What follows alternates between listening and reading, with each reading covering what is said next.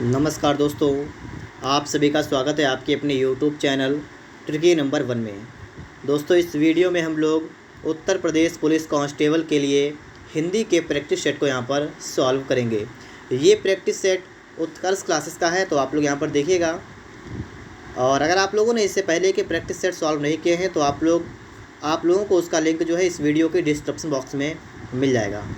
यहाँ पर आपको इसका सिलेबस दे रखा है, आप लोग इसको एक बार पढ़ लीजिएगा और फिर हम लोग देखते हैं। यहाँ पर आज का हमारा मॉडल पेपर है 3, और अगर आप लोगों ने इससे पहले के 2 मॉडल पेपर नहीं देखे हैं तो आप लोग उनको देखिएगा, ठीक है। लिंक आपको इस वीडियो के डिस्क्रिप्शन बॉक्स में मिल जाएगा। इसकी PDF भी हम आपको टेलीग्राम पर प्रोवाइड करेंगे, ठीक है। तो उसका लिंक भी आपको इस वीडियो के डिस्क्रिप्शन बॉक्स में मिल जाएगा। सबसे पहले आपको यहाँ पर निर्देश दे रखा है, इसको पढ़िएगा। नीचे दिए गए गद्यांश को ध्यानपूर्वक पढ़िए और क्रमांक 114 से 118 तक प्रश्नों के उत्तर दीजिए। तो सबसे पहले आप लोग इसको पढ़िएगा। सामाजिक समानता का अभिप्राय है कि सामाजिक क्षेत्र में जाति, धर्म, व्यवसाय, रंग आदि के आधार पर किसी प्रकार का भेदभाव ना किया जाए, सबको समान समझा जाए और सबको समान सुविधाएं दी जाएं। हमारे देश में सामाजिक समानता का अभाव है। जाति प्रथा के कारण करोड़ों व्यक्ति समाज में अछूत के रूप में रहते हैं। आगे देखिएगा। उन्हें समाज में बहिष्कृत समझा जाता है और सामाजिक अधिकारों से वंचित कर दिया जाता है। हमारे समाज में लड़कियों के साथ भी भेदभाव बढ़ता जाता है। और लिखा हुआ है कि माता पिता भी उन्हें वे सुविधाएं नहीं देते हैं जो वे लड़कों को देते हैं। इस प्रकार की असमानता से बहुत सी लड़कियों का शारीरिक और मानसिक विकास सुचारू रूप से नहीं हो पाता है। इससे समाज की उन्नति में बाधा पड़ती है। इस प्रकार असमानता का दूर होना आवश्यक है।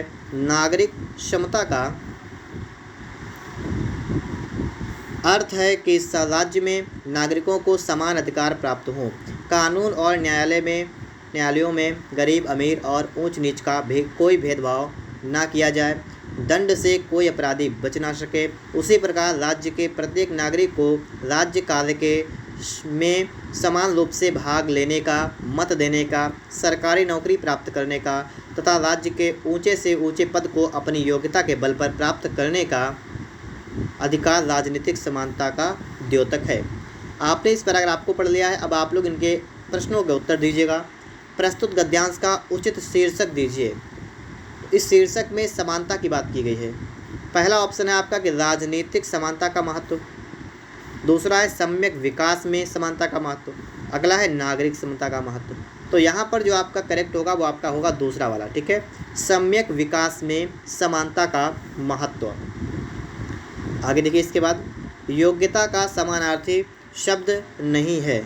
योग्यता का समानार्थी कौन सा नहीं है? देखिए, प्रतिभा ये तो है, निपुणता भी है, कौशल भी है, कंचन नहीं है, ठीक है। तो योग्यता के समानार्थी कौन कौन से हैं? प्रतिभा, निपुणता, कौशल। कंचन नहीं है। कंचन के समानार्थी कौन कौन से हैं? तो कंचन का मतलब होता है, देखिए, एक तो सोना इसका पर्यायवाची है, एक आपका स्वर्ण है, ठीक है, कनक भी है इसका, और हाटक भी है, ठीक है। तो इनको याद कर लीजिएगा। कंचन के पर्यायवाची समानार्थी सोना, स्वर्ण, कनक, हाटक। आगे देखिएगा। ऊंच नीच शब्द में समास है। ऊंच नीच, जब आपका बीच में योजक चिन्ह लगा होता है तो ये समझ लीजिएगा आप लोग कि ये दोनों समास होगा, ठीक है। ऊंच और नीच, इसके बीच में और शब्द छिपा होता है, ठीक है। तो ऊंच और नीच द्वंद्व समास। आगे देखिएगा। उन्नति शब्द का विलोम शब्द क्या है? उन्नति। उन्नति का विलोम हो जाएगा अवनति। क्या हो जाएगा? अवनति। समानता का असमानता, ठीक है। समानता का हो जाएगा असमानता, और योग्यता का अयोग्यता, ठीक है, अयोग्यता, और अधिकार का अनाधिकार, ठीक है, अनाधिकार, ठीक है। तो इस प्रकार से सभी के विलोम शब्द मैंने आपको बता दिए हैं यहाँ पर। अगला प्रश्न है कि समानता शब्द में कौन सी संज्ञा है? समानता शब्द में कौन सी संज्ञा है? तो संज्ञा की बात करेंगे तो भाववाचक, ठीक है। समानता में भाववाचक संज्ञा है। इसके बाद आगे देखिएगा। पश्चिमी हिंदी में सम्मिलित बोलियों की संख्या कितनी है? मैंने इससे पहले आपको समझाया था अच्छी तरीके से। पश्चिमी हिंदी की बात की जाएगी तो बोलियां कितनी हैं? 5 बोलियां हैं। ट्रिक मैंने आपको बताई थी, आप ऐसे याद कर लेंगे के बी बी एच। कैसे खड़ी बोली, ठीक है, कैसे कन्नौजी, बी से बुंदेली, बी से ब्रजभाषा और एच से हरियाणवी या बांगरू। हिंदी भाषा के विकास क्रम में पहली ईस्वी से 500 ईस्वी तक की भाषा को क्या कहा जाता है? तो पहली से 1 से 500 ईस्वी तक, 1 ईस्वी से 500 ईस्वी तक की जो मतलब जो काल है वो कौन सी भाषा का काल था? ये था प्राकृत का, ठीक है, प्राकृत भाषा का। निम्नलिखित में से चा का उच्चारण स्थान क्या है? चा का उच्चारण स्थान क्या है? तो आपको पता है कि जो आपका का वर्ग होता है उसका स्थान क्या होता है कंठ। जो आपका चा वर्ग होता है, चा वर्ग, ठीक है, तो चा वर्ग का आपका होता है तालव्य, ठीक है, तालव्य। और इसके बाद में आपका क्या आता है? टा वर्ग जो होता है इसका होता है मूर्धा, ठीक है, मूर्धन्य। क्या होता है? इसका होता है मूर्धन्य। इसके बाद में आपका टा के बाद में कौन सा वर्ग आता है? तो एक आपका है ता वर्ग भी है, ता वर्ग। ये आपका आता है दंत, ठीक है। और इसके बाद में आपका पा वर्ग है, और ये पा वर्ग क्या है? तो ये आपका आता है ओष्ठ, ठीक है, ओष्ठ। तो इस प्रकार से आपके हो गए यहाँ पर सभी, आपने यहाँ पर देख लिए। का वर्ग कंठ में, चा वर्ग तालु, टा वर्ग मूर्धन्य, ता वर्ग दंत, पा वर्ग ओष्ठ। यहाँ पर आपसे कहा गया चा वर्ग किस में आता है? चा, तो चा किस में आएगा? आप समझ गए, यहाँ पर तालव्य में आएगा, ठीक है। इनमें से तद्भव शब्द नहीं है, तद्भव शब्द कौन सा नहीं है इनमें से? तो इसका जो करेक्ट आंसर आपका बनेगा वो आपका हो जाएगा ऑप्शन नंबर 3, दंश नहीं है, ठीक है, दंश तत्सम है और इसका हो जाएगा डंक। क्या हो जाएगा? डंक, ठीक है, डंक आपका हो जाएगा तद्भव। और फिर आपके यहाँ पर लिखे हुए हैं, ठीक है, और सभी तद्भव आपके लिखे हुए हैं। एक लिखा हुआ है आपका टकसाल, एक लिखा हुआ है तांबा, एक लिखा हुआ परख। ये सभी कैसे हैं? ये सभी आपके तद्भव हैं, ठीक है, तद्भव। इसके बाद आगे देखेंगे आप लोग यहाँ पर 123 नंबर प्रश्न में आपको यहाँ पर दे रखा है, निम्नलिखित में से किस विकल्प में सभी शब्द परस्पर पर्यायवाची हैं? परस्पर पर्यायवाची हैं। चाकर, किंकर, परिचर, ये सभी पर्यायवाची हैं दास के। दास मतलब नौकर, ठीक है, दास का मतलब क्या होगा? नौकर। हम इसे कह सकते हैं सेवक कह सकते हैं। तो देखिए चाकर है, किंकर है, परिचर है, दास, नौकर, सेवक, ये सभी आपके मतलब नौकर के पर्यायवाची हैं, मतलब दास के पर्यायवाची हैं, ठीक है। दास के आप लोग यहाँ पर समझ गए। इसके बाद में अगर हम बात करें यहाँ पर चकित और स्तंभ के, चकित और स्तंभ, तो ये किसके पर्यायवाची हैं? तो ये हैं दंग के पर्यायवाची। किसके हैं? दंग। दंग के पर्यायवाची क्या हैं? चकित और स्तंभ।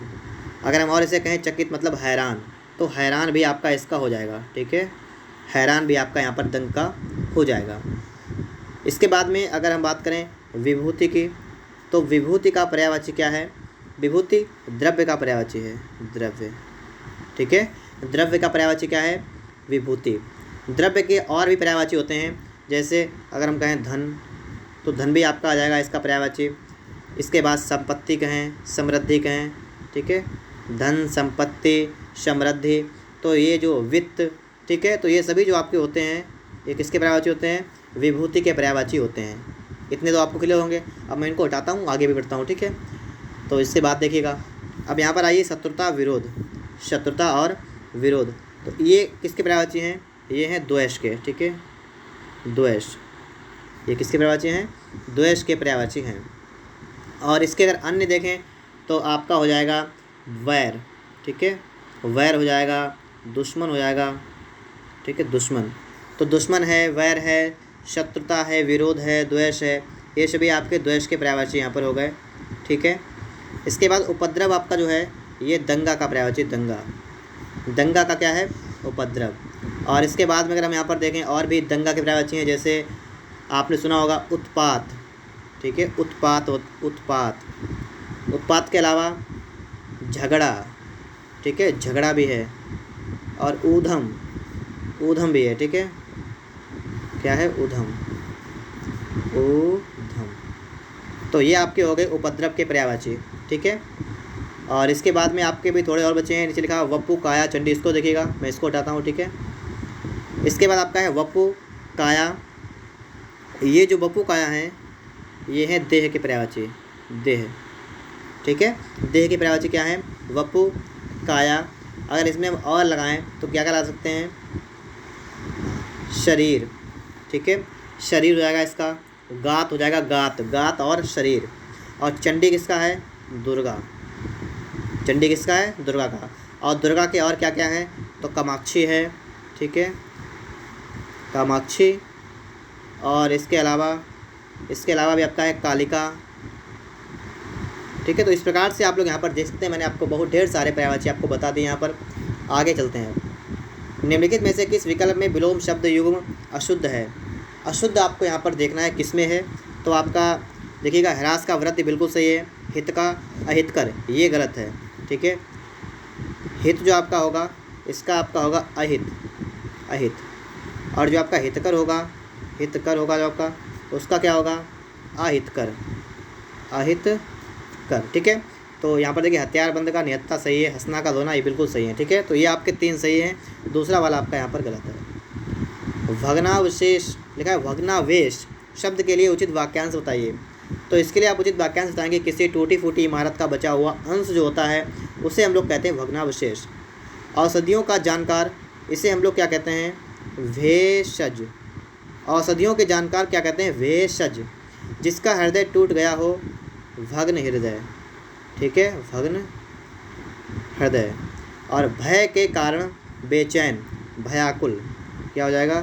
भयाकुल। तो इस प्रकार से आप लोग यहाँ पर देख सकते हैं। वाक्यांश के लिए आपका शब्द हो गया यहाँ पर, इनको याद कर लीजिएगा फुर्ती से बिल्कुल। आगे देखिएगा, निम्नलिखित में से किस विकल्प में युग्म शब्द का जोड़ा शुद्ध है? शुद्ध बताना है। तो पहला ऑप्शन सही है बिल्कुल आपका। है का मतलब होता है घोड़ा और हे का मतलब होता है निम्न। ठीक है, तो पहला वाला ऑप्शन सही है। और अगर आप देखें यहाँ पर तो आप और देख लीजिएगा, जो आपका दूसरा वाला है ये गलत है। गलत क्यों है? क्योंकि इसमें आपका उल्टा लिखा हुआ है। हरण का मतलब होता है चोरी और हरिण का मतलब होता है मृग। ठीक है, हरण का मतलब होता है चोरी, हरिण का मतलब होता है मृग। इसके बाद अगला देखिएगा, तो हुती और हुती, तो यहाँ पर भी उल्टा आपका है। हुती, पहला वाला जो हुती है उसका मतलब है हवन, और हुती इसका मतलब है बुलावा। ठीक है, हुती का मतलब हवन और हुती का मतलब बुलावा। आगे देखिएगा, हल और हल, तो यहाँ पर भी वही है। हल इसका मतलब है व्यंजन अक्षर है और हल का मतलब समाधान। ठीक है, इस प्रकार से आप लोग यहाँ पर भी इनको देखिएगा।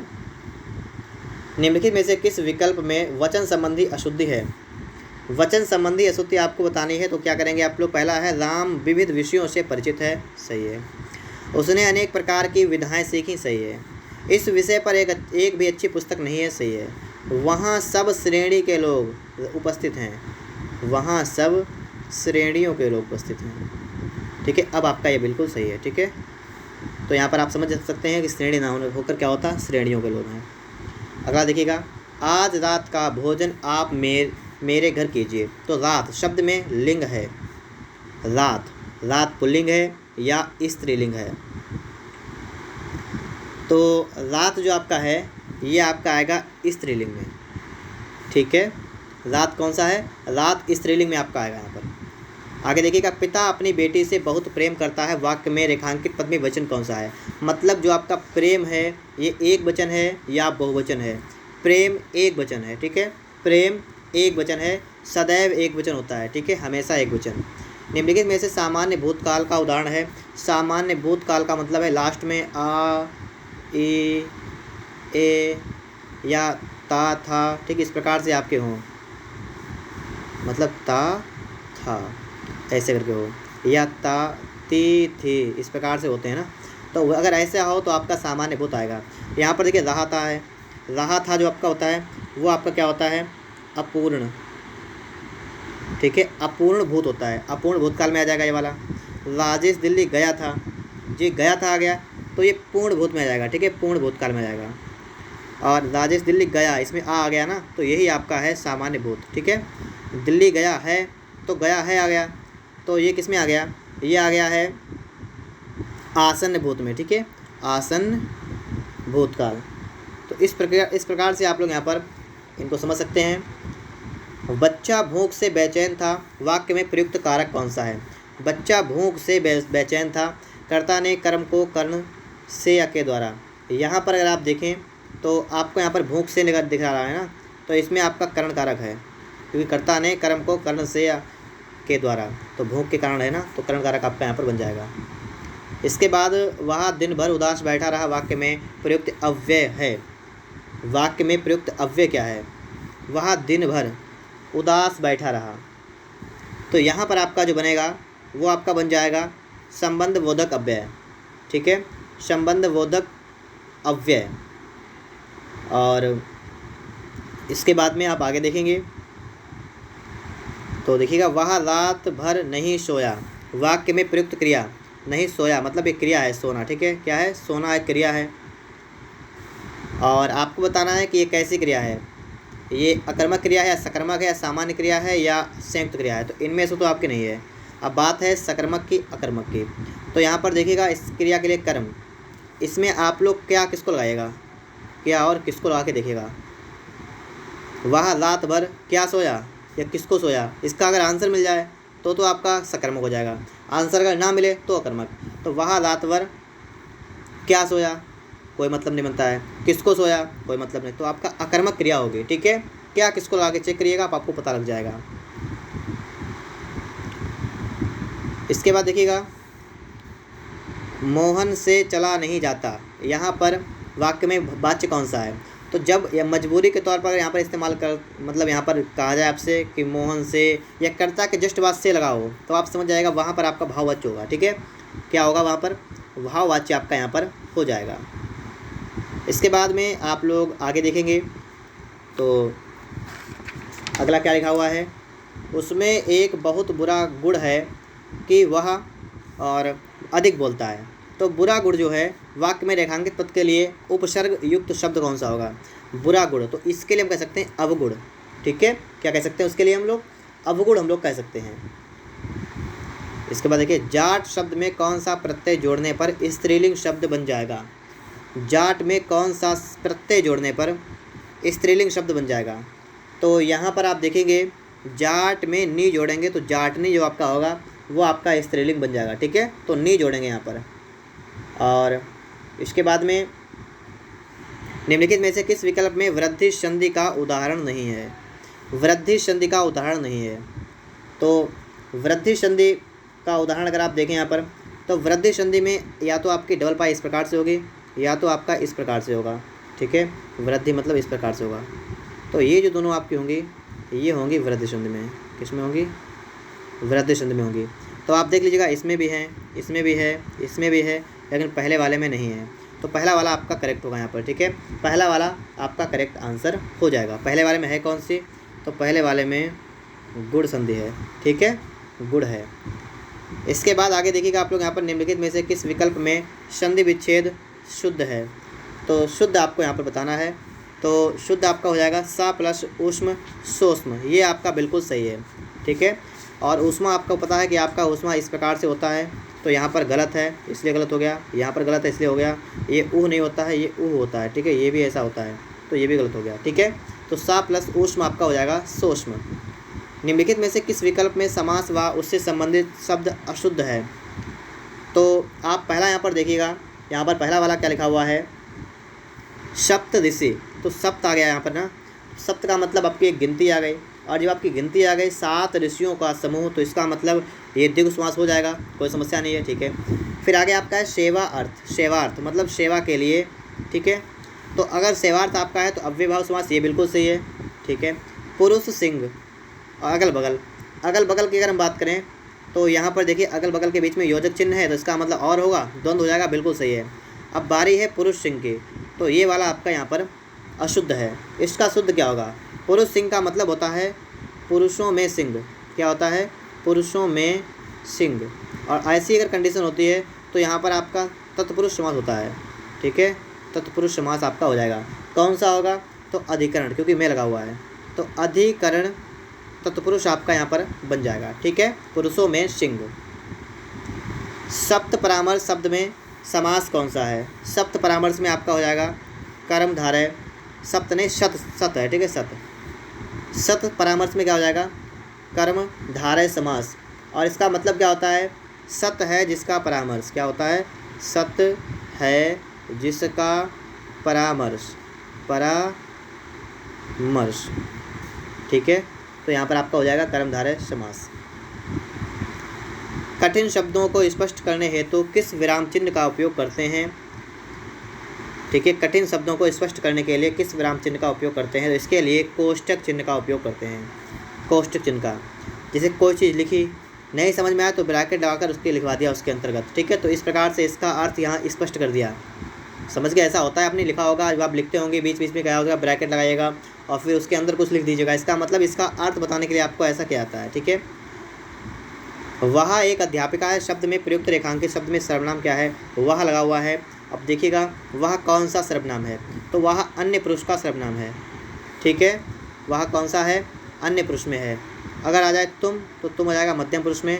अगर आ जाए मैं और हम तो ये हो जाएगा आपका उत्तम पुरुष में, ठीक है। मैं हम आपका हो जाएगा उत्तम पुरुष में, और जो आपका तुम जो आपका यहाँ पर लिखा हुआ है ये क्या आ जाएगा, यह मध्य पुरुष में। और वह यह ये वे, वह यह ये वे, ये सभी आएंगे आपके अन्य पुरुष में, ठीक है। इसके बाद देखिए ये कुर्सियाँ टूटी हुई हैं वाक्य में विशेषण क्या है, तो ये कुर्सियाँ टूटी हुई हैं, तो इसमें विशेषण आपको बताना है। जब कुर्सियों की ओर संकेत करते हुए कहा जाए कि ये कुर्सियाँ, तो ऐसी कंडीशन में आपका होता है सार्वनामिक विशेषण। याद कर लीजिएगा, ठीक है, कैसा होता है, सार्वनामिक विशेषण होता है। और अगर हम कहें यह घड़ी मेरी है, क्या मैंने कहा, यह घड़ी मेरी है, तो ऐसी कंडीशन में जो है यहाँ पर भी आपका सार्वनामिक विशेषण होगा, ठीक है। मतलब यहाँ वहाँ यह वे जो कुछ भी उसके बाद जस्ट बाद उसके बाद कोई आइटम वगैरह अगर है आपका, जैसे ये फिर तुरंत है कुर्सियाँ, यह घड़ी, ऐसी कंडीशन में आपका वहाँ पर सार्वनामिक विशेषण आपका हो जाएगा। आप तो मियाँ हफ्त हजारी घर में रोवें कर्मों भारी, लोकोक्ति का उचित अर्थ क्या है। इस लोकोक्ति का उचित अर्थ आपको यहाँ पर बताना है, तो आप क्या बताएंगे। इसका अर्थ आपका है कि जब कोई मनुष्य स्वयं तो बड़े ठाट बाट से रहता पर उसके स्त्री बड़े कष्ट से जीवन व्यतीत करती है, तब ऐसा कहा जाता है कि आप तो मियाँ हफ्त हजारे और घर में रोवें कर्मों भारी। समझ गए आप लोग। यहाँ पर आगे देखिएगा, यहाँ पर आपसे कहा गया है कि मुहावरा व उससे अर्थ संबंधी शुद्धि है। किस विकल्प में मुहावरा और अर्थ जो है बिल्कुल शुद्ध है, तो शुद्ध की अगर हम बात करेंगे तो तीसरे वाले में है, चांदी की ऐनक लगना, किसी न किसी प्रकार प्रतिष्ठा बनाए रखना। तो यहाँ पर आपका कौन सा है, तीसरा वाला ऑप्शन जो आपका है ये बिल्कुल करेक्ट आंसर बन जाएगा। चंपत हो जाना, इसका मतलब क्या होता है, ये नहीं होता है, इसका मतलब भाग जाना। इसके बाद में और यहाँ पर क्या लगा है, चांदी का जूता मारना। क्या है, चांदी का जूता मारना मतलब रिश्वत देना। चांदी का जूता मारना मतलब क्या होगा इसका, रिश्वत देना, ठीक है, रिश्वत देना। और इसके बाद में आपको पता लग गया चांदी की ऐनक लगना मतलब किसी ना किसी प्रकार प्रतिष्ठा बनाए रखना। चांडाल चौकड़ी, इसका मतलब होता है निकम्मों की दोस्ती, ठीक है। इसका मतलब क्या होता है, निकम्मों की दोस्ती, ठीक है। तो इस प्रकार से आप लोग यहाँ पर समझ सकते हैं। रस संप्रदाय के प्रवर्तक आचार्य का नाम बताइए, तो इनका नाम क्या था, भरत मुनि, ठीक है, भरत मुनि। इसके बाद देखिए निम्नलिखित में से घनाक्षरी छंद है, तो घनाक्षरी छंद जो आपका आता है ये आपका मुक्तक छंद में आता है, ठीक है, वर्णिक मुक्तक छंद, ठीक है। तो आपका यहाँ पर तीसरा वाला होगा वर्णिक मुक्तक छंद। इसके प्रत्येक चरण में 31 वर्ण होते हैं, 31 वर्ण होते हैं प्रत्येक चरण में। इसके बाद देखिएगा सम सुबरण सुख माकर सुखद नाथोर, सीए अंग सखी कोमल कनक कठोर। यहाँ पर आपको बताना है, तो इसके लिए आपका हो जाएगा व्यतिरेक अलंकार, ठीक है। कौन सा होगा, व्यतिरेक अलंकार। रसिक प्रिया के रचनाकार कौन हैं, तो रसिक प्रिया के हैं केशव दास हैं रसिक प्रिया के।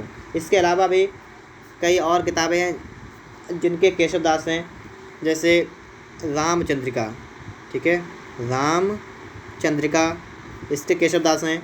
इसके अलावा कवि प्रिया, ठीक है, कवि प्रिया, तो कवि प्रिया आपकी यहाँ पर हो जाएगी। और क्या हो जाएगा, रतन के हैं, और रतन बावनी, ठीक है, रतन बावनी है, रतन बावनी इसके भी हैं। इसके अलावा भी नख सिख, क्या है, नख सिख। तो आप यहाँ पर समझ सकते हैं इस प्रकार से रसिक प्रिया है, रामचंद्रिका, कवि प्रिया, रतन बावनी, नख सिंह। तो ये जो है कवि केशव दास की रचनाएं हैं। लास्ट और अंतिम प्रश्न आपका है, केदारनाथ अग्रवाल को किस कृति पर साहित्य अकादमी पुरस्कार मिला था? तो इनको मिला था अपूर्वा पर। किस पर मिला था? अपूर्वा पर। और कब मिला था? 1986 में मिला था। 1986 में मिला था। तो इस प्रकार से हमारी वीडियो यहीं पर समाप्त होती है। आपका स्कोर कितना रहा आप लोग हमें कमेंट बॉक्स में बता सकते हैं। वीडियो अगर आपको पसंद आया हो तो आप लोग वीडियो को लाइक और चैनल को सब्सक्राइब ज़रूर करिएगा।